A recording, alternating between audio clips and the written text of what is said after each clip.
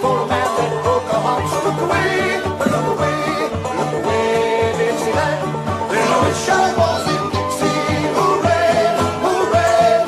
In Dixie's land I'll take my stand, live and die in Dixie. Away, away, away down south of Dixie. Away, away, away down south of Dixie.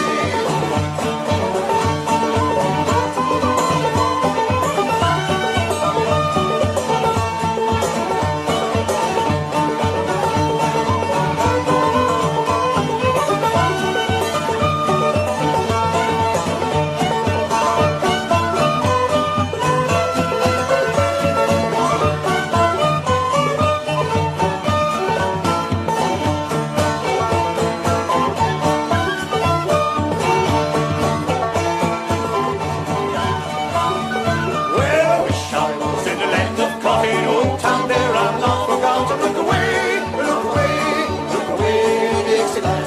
In Dixie's land where I was born in early on one frosty morning. Look away, look away, look away, Dixieland. Then I wish I was in Dixie. Hooray, hooray. In Dixie's land I'll take my stand, live and die in Dixie. Away, away, away down south of Dixie. Away, away, away down south.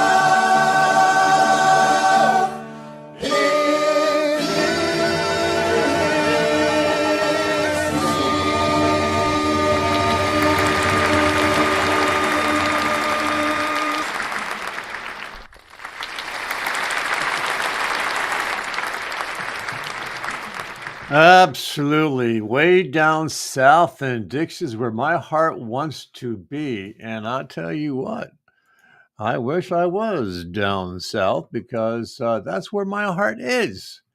I don't know why. Call me a rebel. That's a two-way street, isn't it? Call me a pissed off Yankee, or I don't know how you want to call it, but I've always wanted to live in the South. Um, I would say there's some limitation as to where in the South I like to live. Um, I remember my mom's family, the Bretts, Bretz, Bretts.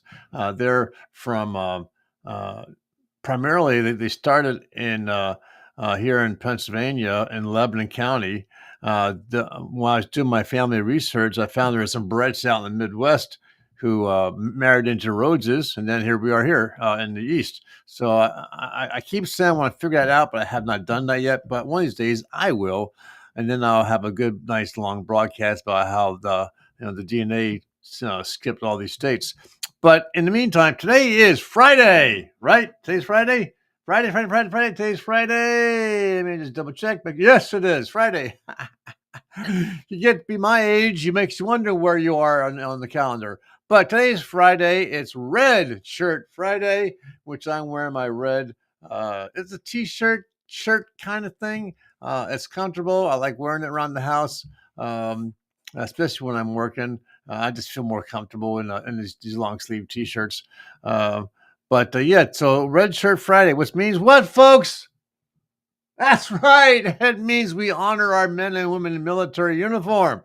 That's right. All the various branches of which I believe are Army, Air Force, Navy, Marines, Coast Guard, the Space Force, and all the ones in between that no one knows about because they activate in deep, dark secrets. Secrets. That's one thing President Donald Trump is really good at. Keeping secrets. Oh, yeah. Like the one he just posed on the world a couple of days ago. It was called Operation Midnight Hammer. Yeah. How about that? Operation Midnight Hammer. Just give me 1 second, folks. There you go. Go.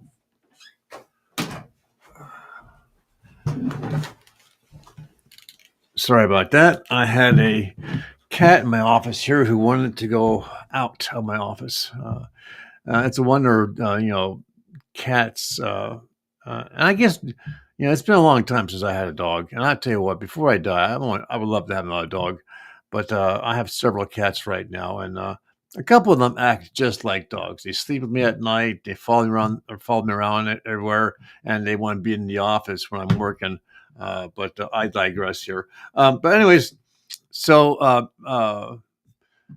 it was called again Operation Midnight Hammer. Wow, did he put the hammer to Iran? And he did it in such a way that's unique. He sent out two different sets of bombers. One went this way, and one went that way to distract, hopefully to distract the Iranian forces from knowing what he was up to. Okay, so the real force made it all the way completely unknown and therefore not attacked. I mean, this gives Israel some kudos, right? I mean, Israel hammered Iran for days. Their missile sites, their planes, their bases, their ability to launch an air attack, ground air attack. And I think they had to know that Trump was going to come in after that because we went in absolutely unopposed. There are sometimes I wonder if circumstances would have been different had Iran had missiles or the ability to detect our bombers and then launch an attack while we were, doing our thing. But I do have something here that I want to share with you. It is a newsreel, not Israel, a newsreel of what this whole thing would have looked like. Someone played it for you folks, okay? Here we go. Surprise attack on Iran started with deception. Then came stealth bombers, bunker buster bombs, and tomahawks launched by a submarine. The U.S. military carried out massive precision strikes on the 3 key nuclear facilities in the Iranian regime. Throughout the mission, we retained the element of surprise. Here's how the mission unfolded and how the Pentagon's deliberate misdirection helped keep the attack under wraps. Early Saturday morning, 2 B-2 bombers left their base in Missouri and began heading west toward the Pacific. Flight trackers quickly picked up clues about the trip, Mighty 2-1, contact Mighty 1-1, Salt Lake Center. including refueling operations out of Oklahoma, then California, then Hawaii. A defense official confirmed the movement to the Journal, and news outlets quickly began reporting on the B-2's moves west. B-2 stealth bombers have been moved to the Pacific. Those multiple B-2 stealth bombs are in fact headed towards Guam. There were indications that the bombers could be heading to a staging base at Diego Garcia or Guam, giving Iran the impression that a potential strike could be days away. As that was happening, another group of B-2s left Whiteman and headed east. The main strike package, comprised of 7 B-2 Spirit bombers, each with 2 crew members, proceeded quietly to the east with minimal communications. According to the Pentagon, around 5 p.m. Eastern Saturday, which is 12:30 a.m. Sunday in Iran, a submarine in the Middle East fired the first shots, launching more than 24 Tomahawk missiles. They wouldn't land until after the last bombs were dropped. Around Hey, 6 Zachary, p.m., thanks the for strike watching. package entered Iranian airspace. According to General Dan Kane, decoy aircraft were sent ahead of the B-2s, flying at high altitude and high speed to throw off Iran's air defenses. As the strike package approached Fordo and Natanz, U.S. fighter jets fired against any potential Iranian threats. Then, from about 6:40 to 7 p.m. Eastern, the B-2s dropped huge bunker buster bombs on their targets. 12 GBU-57 massive ordnance penetrator bombs were dropped on Fordo, while 2 were dropped on Natanz, according to a U.S. official. Shortly after that, the Tomahawk missiles struck Esfahan, and the strike package exited Iranian airspace to return home. This was the largest B-2 operational strike in U.S. history and the second longest B-2 mission ever flown, exceeded only by those in the days following 9/11. In one night, the U.S. used 3/4 of its believed stockpile of this type of bunker buster bomb. But did it accomplish the goal of setting Iran's nuclear program back? The UN Atomic Energy Agency chief said it's unclear. 400 kilograms of 60% uranium are there, and Iran has made no secret that they have protected this material. Satellite images show damage to the 3 sites, but experts say more information is needed to assess the status of Iran's potential nuclear capabilities. For example, Iran's stockpile of enriched uranium is stored in cylinders and is fairly mobile. If Iran moved it before the attack, or if it stayed intact, Iran could reconstitute its program fairly quickly. And if the country's centrifuges somehow survived, that would also be key. Vice President Vance signaled on television that Iran's stockpile of enriched uranium is still intact. We're going to work in the coming weeks to ensure that we do something with that fuel, and that's one of the things that we're going to have conversations with the Iranians about. But enriching uranium up to the point of a nuclear weapon, that is what the president put a stop to last night. Knowing the extent of the damage may only be possible if international inspectors can access the sites, but it could be weeks before they are able to or even allowed to. You know, one thing that I don't like about our newsreel is that no matter what, they never have anything nice to say about President Donald Trump or his ability to run our country. Good morning, Zach Watson Turner. How you doing, sir?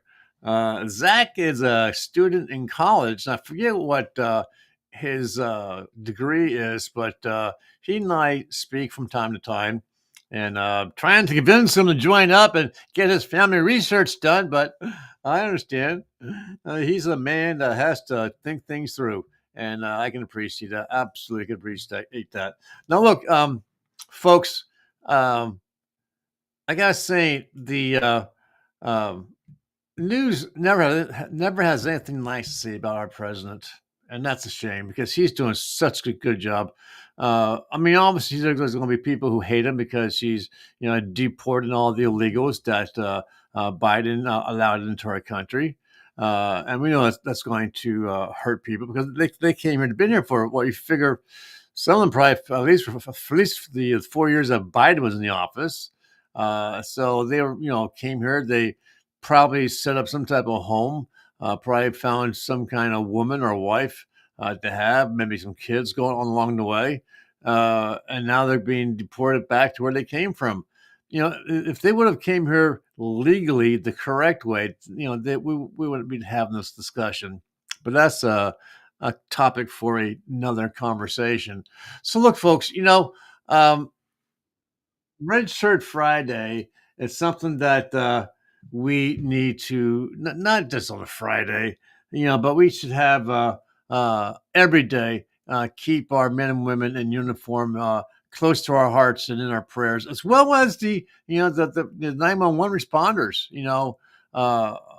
If I drop here or fall down the stairs or something like that, I'm going to want a quick response. And I have to admit that in the several times I've made use of the ambulance, and I hate to say how many times, but in the several times that I used the ambulance, they get here quickly and they know what to do. They start providing you with I don't know about you folks who are younger, but I'm 66 years old, right?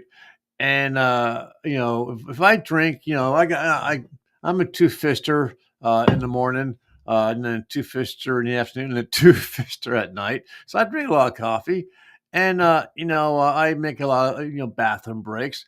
But the one thing that keeps me from when I'm hurting or sick, and I know that I have to get to the hospital. I know I gotta get there because that's the only way I'm gonna get better.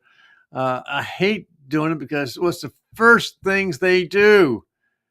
They freaking put a bag of fluid on your arm. They start pumping you full of liquid, and then by the time you get to the hospital, you're on your second bag of liquid. And I understand it's there to, being able to provide a way to provide, to enter different types of medication and so forth. But you're pumping an old man up full of fluids.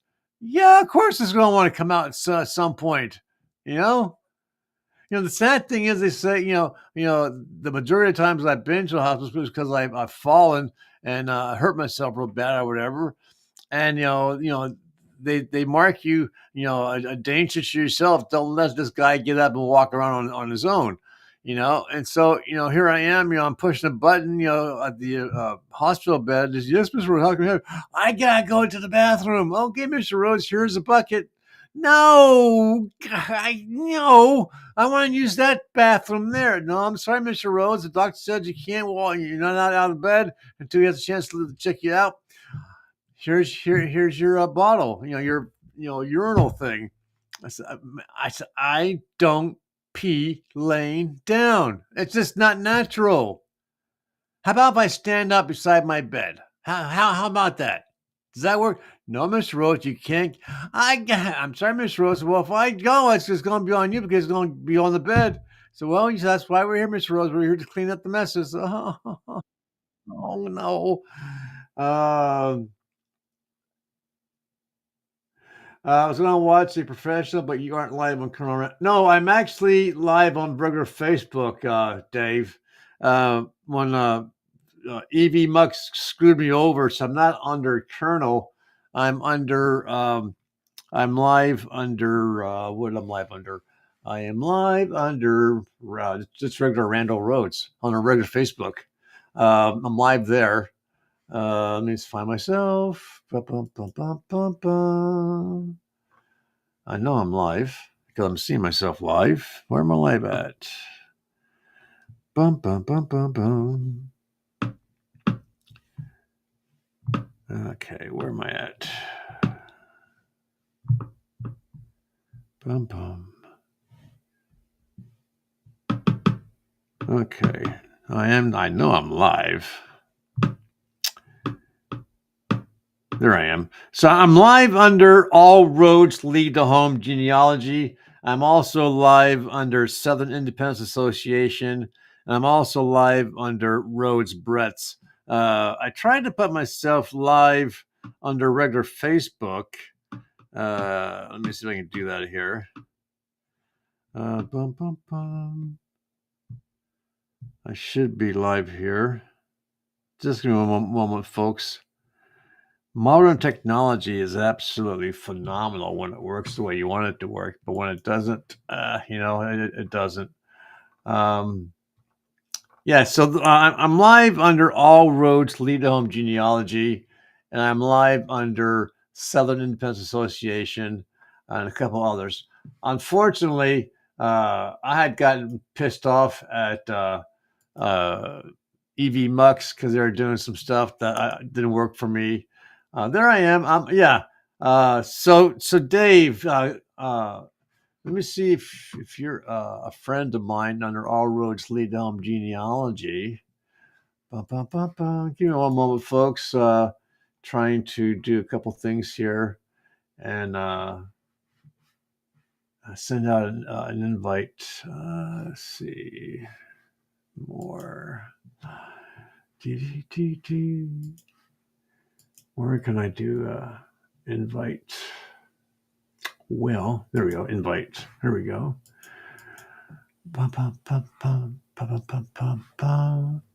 Yeah. So they don't understand why. So Dave, for some reason, All Roads Lead to Genealogy does not see you as a potential to invite. Let me see if you're already here. Maybe you're already a member of the group.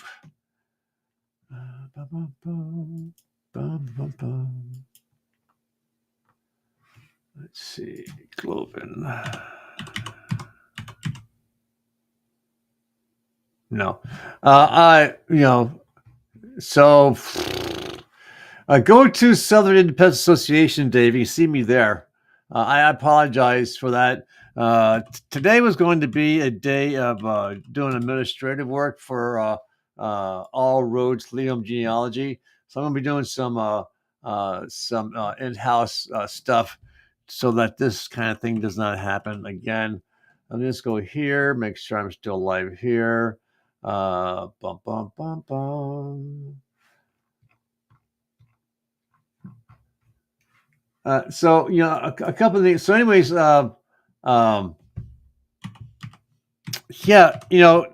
don't forget the men and women uniform. As far as the white scrubs, things like that, because they're as important as the ones who are in uniform, fatigues, and so forth. There I am. Dave, the two places where you can see me is Southern Independence Association or All Roads to Liam Genealogy. If you can find that, if not, I'll have to fix that later on today. But anyways, so they're all very important to us because they have to. I mean, they're on call 24/7, right? And sometimes even more because they have to work. I mean, some of these nurses and doctors work 12-hour shifts, and beyond the, I can't understand how they can be standing upright and providing you with the best possible health care that you can or the best possible military protection. Because I mean, God, 12 hours. That's a. I'm lucky to go 6 hours, without having to take a nappy nap. But that's just me. But anyways, you know, it's a shame that any country needs a military force, but I understand it. You want to protect your people from other countries who may not like you, who may want your land or the precious minerals that are underneath your ground that you walk over. I understand that, the reason for a military force, a police force even, but then you have those idiots in the Democrats with the D behind their name who don't like either one. Either they don't like the military forces, they don't like the police forces. How would they expect to live if they didn't have either one to protect themselves? I mean, these Democrats who are in office, who are trying to reduce our military and police force to absolutely nothing. Okay. I mean, I bet you a nickel on the dollar that they have their own professional personal security details to protect them. I bet they have their humongous houses behind gated, fences. I bet you their houses have all kinds of really neat, sophisticated security systems to protect them. And they themselves may even carry a gun. I don't know. But they don't want the rest of our country being protected by either the police or the military. They want all hell to run rampant throughout our country. Eventually, it's going to come to their doorstep. And then who's going to come to help them? Oh, now they want the police to come to their house to protect them. They want it for the rest of us, but now their homes are being attacked and broken into. Now they want police force. Now, why did it take you 2 hours to get here? Well, you're the one who voted to take away our money. You're the one who voted to reduce the police force, so you get what you get. And no, just because you're a Democrat, a senator or a congressperson, doesn't mean you get to the head of the line for police response time.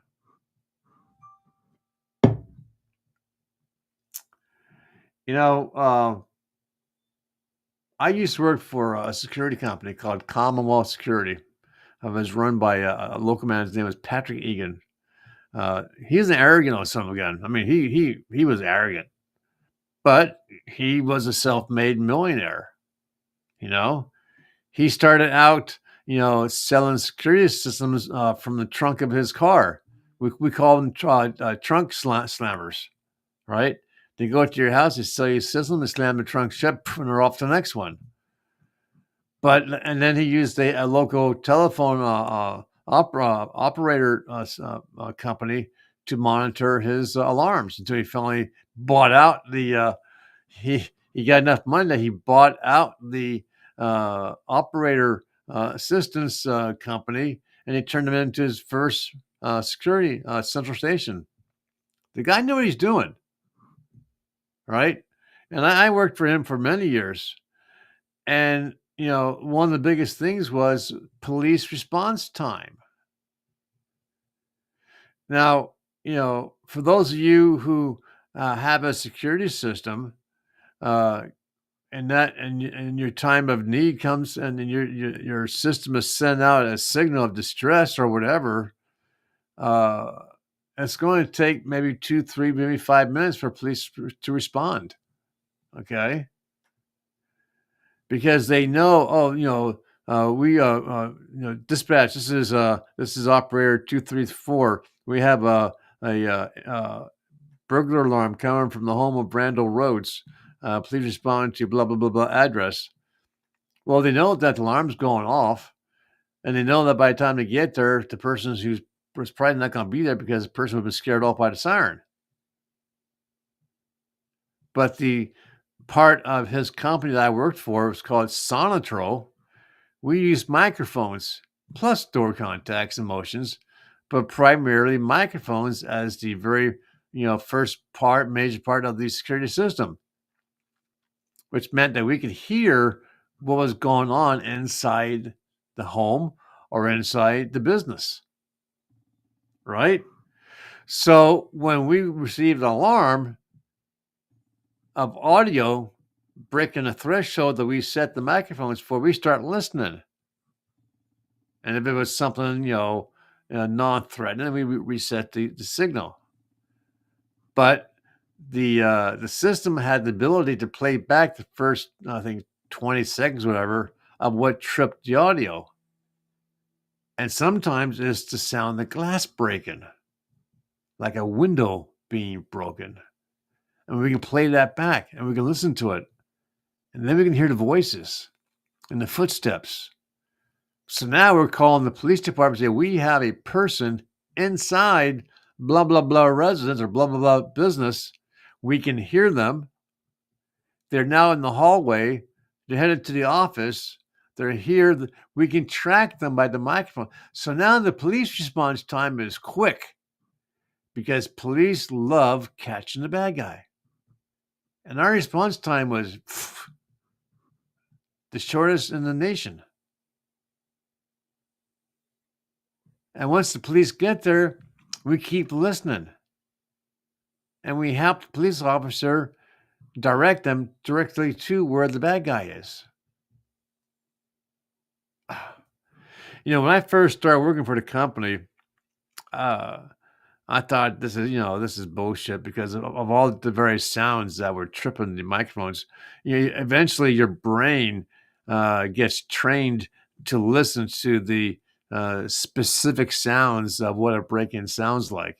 And you're able to tune off all the other ambient sounds. Because I'm going to tell you, when a storm came through a town, holy moly, all the companies or businesses or homes in that area that had our system activated.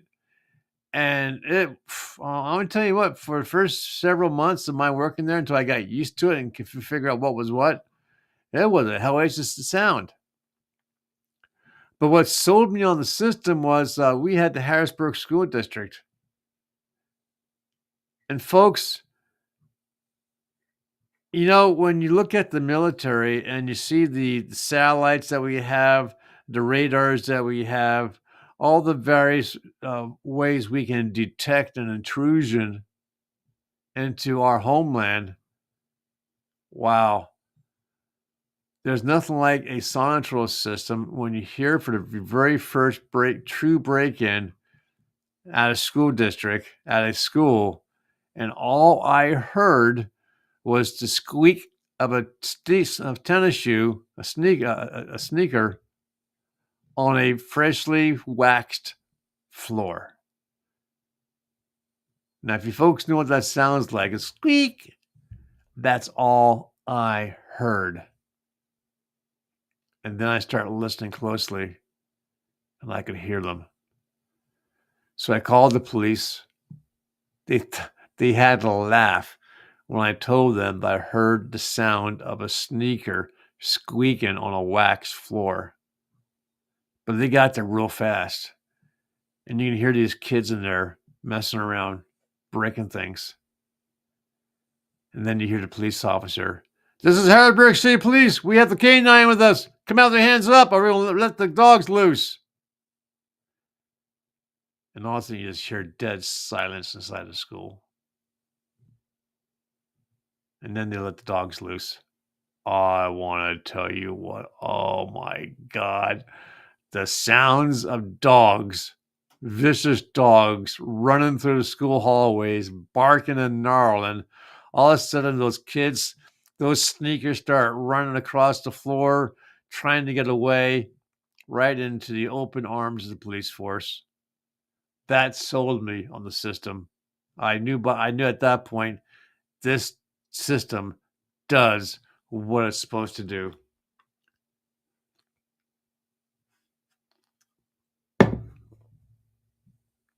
Just like our military's radar, satellite system, and other forms of surveillance that we have that we probably don't even know we have. Those little drones the size of a mosquito or whatever, or the drones that look like dogs or birds, all those different things that they put cameras and microphones inside of. Folks, without our military, we would be living in squalor, begging the wealthy for food for our families, for ourselves. We would be baking in the sun because we don't have anything over to keep us cool, no air conditioner. No. Our military is important. I don't care what the Democrats say. I don't care what the news media say. They can say whatever the hell they want. But you know what? The ability that they have to say what they are saying, thank your military for it. Without them, you can be saying those things. You would be reporting what you're being told to report. Oh, whoa, didn't we see that with the whole the various election processes? Someone somewhere very powerful tells the liberal left-winging news people what to say. And you can turn on a dozen different channels, different networks, and they're all saying the exact same thing. Because they're being told what and how to report. They don't have the ability to use their own damn brain and to see what they can see and to report on it. They are told what to say, how to report, what to cut out of the video, what to cut into the video.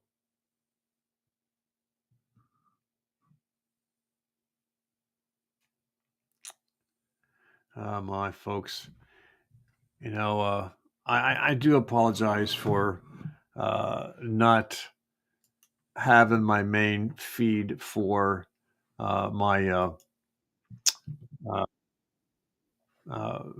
broadcast here. I'll have to get that fixed today. But I didn't want to come on here for very long. Like I said before, I hate talking to myself. You know, it would be nice if, you know, if someone who might be watching in the background, if you want to come on board here, that'd be great. I'd love to have you on as a guest, get a different point of view. Because I'm seeing myself live here on Facebook. I'm live on Southern Independence Association. I'm live under All Roads Liam Geology. And I know I'm live under my family's group page. Let me see if I can pull one more up here. See, just give me a second. I just want to make sure I don't miss any potential people, comments, and so forth. Just type in one more here. Here we go.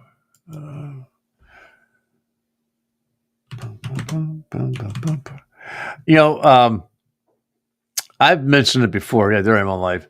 I mentioned it before that 99.9% of my clients for All Roads Leading Geology is from the South. And I've told you the reasons why for that. And that is because it started off with someone wanting to research their family history to see if they have Confederate soldiers in their family. And when they realized how great of a job I did, they would tell their friends, and their friends would join up. And next thing you know, I'd have all these people from the South, and as I realized, talking to them, what set them apart from those in the North is their love for their country, their God, their family. You just can't beat it for loyalty. I guess would be one of the good words, probably. But 3-4 weeks ago, I had my very first client, who was a black man from Texas, loves the South, loves the Confederates.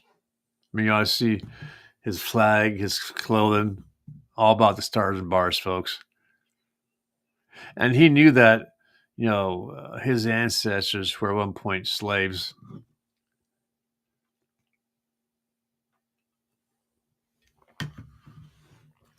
And through some very long research, I found his ancestors' slave master, and it sickened me. But we are still today making use of slaves in various ways. Here's a picture, if you can see it. That picture is of his great-grandfather, Lesson Myers. Can you see that? He was a slave. And I won't tell you what the slave's name was, or the master was, because I don't have I don't want to, just in case, they have a family still alive who would see this and may not know that their grandfather was a slave owner. But, I wanted to read a little bit. They did an interview of him back in the day. And I have it here. I'm going to read some of it. I'm not going to read all of it, okay? But his name was Lesson Myers. He was a French Negro. His father was a Spaniard, and his mom spoke French. And here is what how the interview went. The old war. No, I don't remember. Just so you know, folks, I'm going to read it the way he spoke it. So if it sounds poor grammar, keep in mind that he was a slave and had poor education. The old war. No, I don't remember so much about it because I was so young. I was 10 years old at the beginning of the war. I was born the 13th of May, but I didn't know of what year. My father was a Spaniard who spoke Spanish and French. My mother spoke French. The old master, too, all Creoles, meaning that his slave master, was a Creole. During the war, all the children had fear. I drove an old ox cart in which I helped pick up the dead soldiers and bury them. A battle took place about 40 miles from the plantation on a bluff near a large ditch. Not near the bayou, no. We were freed on July 4th. After the war, I remained with my old master. Did you hear that? He's now a free man, but he chose to stay with his master. I worked in the house, cooked in the kitchen. Early each morning, I made coffee and served it to my master and his family while they were in bed. The old master was mean, made slaves lie on the ground and whipped them. I never saw him whip my father. He often whipped my mother.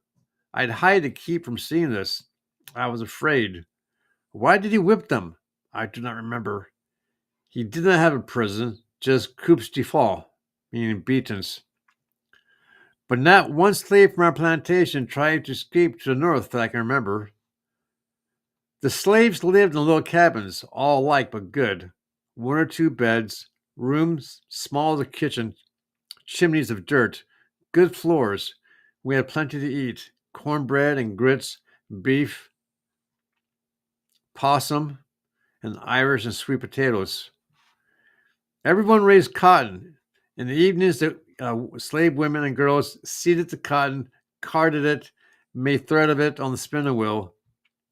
They made it into cotton for dresses and suits. No shoes or socks. In winter, the men might wear them in winter, never the women or children. How many slaves? I do not recall. There were so many the yard was full. They worked from sun up to sundown, with 1 hour for dinner. School? I hoed cotton and drove the oxen to plow the field. I never went to mass before I was 20 years old. So I'm going to skip that part. Get to this one here. The marriages of the slaves were little affairs. Before the witnesses, they saunter le bébé, that's French, the two, and they are married. I'm not sure what he meant by that. No celebration, but always little cakes. We had no doctors to make us feel better. We drank whiskey or gin. I was married by the judge first, and after marriage was blessed by the priest.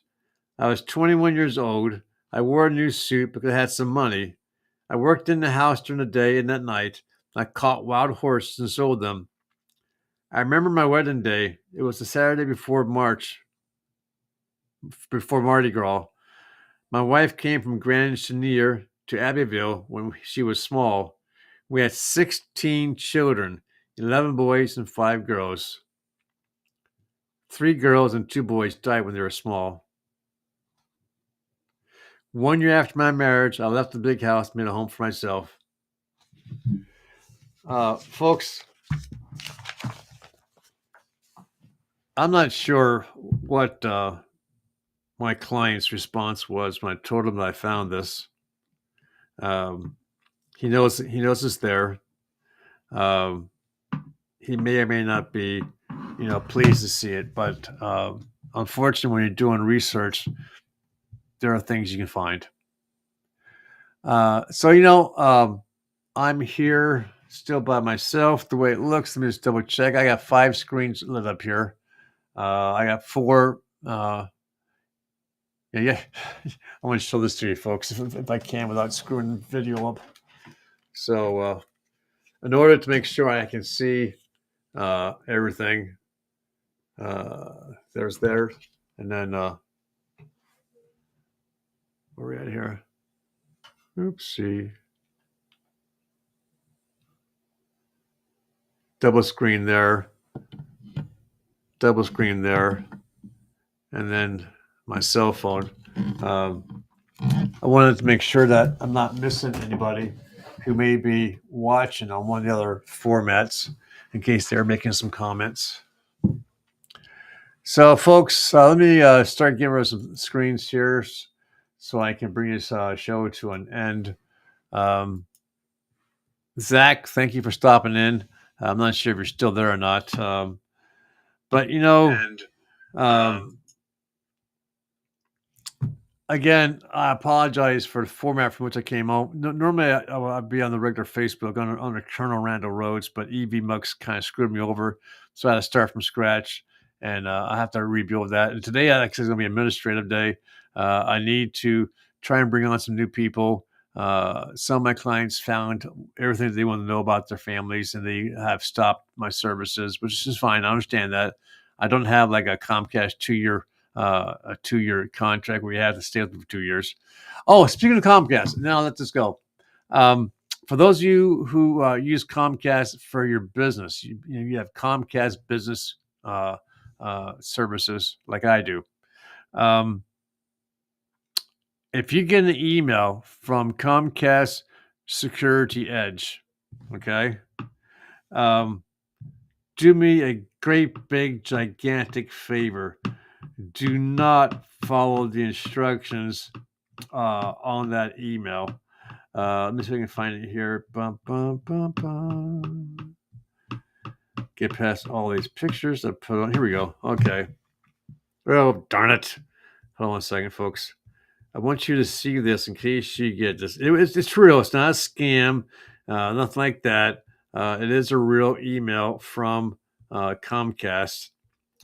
And people who have Comcast business comes with a service called Security Edge. And I don't know if you see that. Comcast.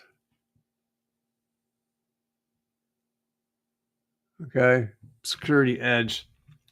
They indicate, oh, look, we found all these viruses that are on your screen, on your computer. And we want you to do an update so you can better improve your security level. So I did. As soon as I hit enter, I lost access to every single browser. On my cell phones, on my iPads, on my computers, even on my TV. It blocked them all. So I called Comcast. And if you ever try calling Comcast, get yourself some coffee and popcorn because you're going to be on there for a long time trying to talk to a live person. It took me 20 minutes. I'm screaming and yelling at the computer. I know that the computer can care less if I'm swearing at them. But I finally got to a live person. And after I identified who I was, oh, Mr. Rhodes, we can take it up for you. Okay, check it out now, Mr. Rhodes. It works. Oh my God, thank you so very much. I said, no problem. We're having thousands of people calling to complain about this new update. Folks, I don't know who in the hell came up with the decision to make that an update without thoroughly checking it, make sure there's no side effects. I want to tell you what, I was screaming. Ask my wife. She heard me outside. I was screaming. Because here I'm thinking to myself, oh my God, I have to buy all new stuff. And all it took was some keyboard strikes to remove the software that was supposed to make it better for me. And with that, folks, I'm going to say adios. Today's Friday. You don't have to wear red if you don't want to. But if nothing else, please keep the military in your mind. And if you pray, say a little prayer for the military. They can certainly make use of it, especially in these uncertain times ahead of us.